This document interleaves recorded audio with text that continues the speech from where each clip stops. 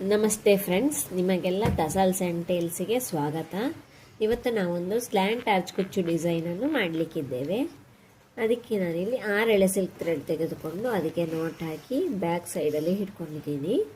ಈಗ ಇದನ್ನು ಒಂದು ಸಿಂಗಲ್ ಕ್ರೋಶೆ ಹಾಕಿ ಈ ವರ್ಕನ್ನು ಫಿಕ್ಸ್ ಮಾಡೋಣ. ನಾನಿಲ್ಲಿ ನೀಡಲ್ ನಂಬರ್ 9 ಯೂಸ್ ಮಾಡ್ತಾ ಇದ್ದೀನಿ. ಈ ವರ್ಕ್ ಫಿಕ್ಸ್ ಆದಮೇಲೆ ಇನ್ನು 5 ಚೈನ್ ಸ್ಟಿಚ್ಚು ಹಾಕೋಣ. 1 2 3 4 5. ನಾನು ಚೈನ್ ಸ್ಟಿಚ್ಚು ಹೇಗೆ ಹಾಕೋದು ಅಂತ ಆಲ್ರೆಡಿ ನನ್ನ ಚಾನಲಲ್ಲಿ ಅಪ್ಲೋಡ್ ಮಾಡಿದ್ದೀನಿ, ಬೇಕಾದವರು ನೋಡಿ. ಇದು ಎಲ್ಲಿಗೆ ಬರ್ತದೆ ನೋಡಿ, ಅಲ್ಲಿಗೆ ಒಂದು ಸಿಂಗಲ್ ಕ್ರೋಶೆ ಹಾಕೋಣ. ಈ ವರ್ಕ್ ಇಲ್ಲಿಗೆ ಬರ್ತದೆ. ವರ್ಕು ಎಲ್ಲಿಗೆ ಬರ್ತದೋ ಅಲ್ಲಿಗೆ ಹಾಕೋಬೇಕು.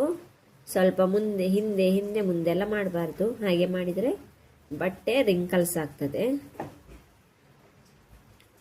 ಇನ್ನು ಇವಾಗ ಸಿಂಗಲ್ ಕ್ರೋಶೆ ಆದಮೇಲೆ ರಿಪೀಟ್ 5 ಚೈನ್ ಹಾಕಿಕೊಳ್ಳೋಣ. 1 2 3 4 5.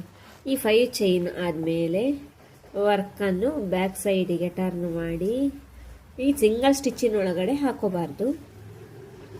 ಚೈನ್ ಸ್ಟಿಚ್ಚಿದು ಲೂಪ್ ಇದೆ ಅಲ್ಲ, ಅದರ ಲಾಸ್ಟಲ್ಲಿ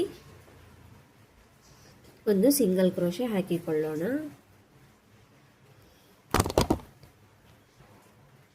ಈ ಸಿಂಗಲ್ ಕ್ರೋಶೆ ಆದಮೇಲೆ ವರ್ಕನ್ನು ಫ್ರಂಟ್ ಸೈಡಿಗೆ ಟರ್ನ್ ಮಾಡುವ. ಈ ಒಂದು ಸಿಂಗಲ್ ಕ್ರೋಶೆ ಹಾಕಿ ಫಿಕ್ಸ್ ಮಾಡಿದ್ವಲ್ಲ, ಇನ್ನು ಇದರ ಒಳಗಡೆ 10 ಡಬಲ್ ಕ್ರೋಶೆ ಮಾಡಿಕೊಳ್ಳೋಣ.